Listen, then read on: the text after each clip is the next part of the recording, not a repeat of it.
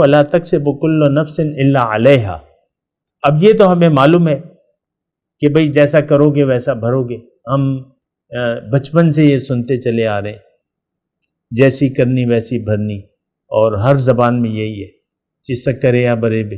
لیکن اصل میں تو ہمارا یہ ظاہر کے بارے میں ہے، اور آخرت کے بارے میں چونکہ ہمیں یقین قطعاً نہیں ہے، تو ہم جو بو رہے ہیں اس کا نتیجہ تو آگ ہے۔ اللہ کی نافرمانی اور رسول کے طریقے کے خلاف زندگی گزارنا جو ہے وہ آگ ہے سامنے کا۔ یہ قرآن ہے۔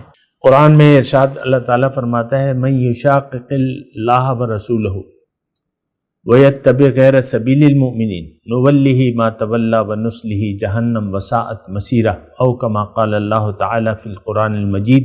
اللہ تعالیٰ فرماتا ہے کہ جس نے بھی اللہ اور اس کے رسول کی مخالفت کا راستہ اپنا لیا تو میں نولیہ، میں اس کو پھیر دوں گا اس طرف جس طرف وہ پھر گیا، اور اس کا ٹھکانہ جہنم ہے، اور وہ بہت بری واپس لوٹنے کی جگہ ہے، بہت برا ٹھکانہ ہے۔ یہ قرآنی آیت کا مفہوم میں نے آپ کو بیان کیا۔ اب ہم کیا؟ ہم موافقت تو نہیں کر رہے، مخالفت کر رہے۔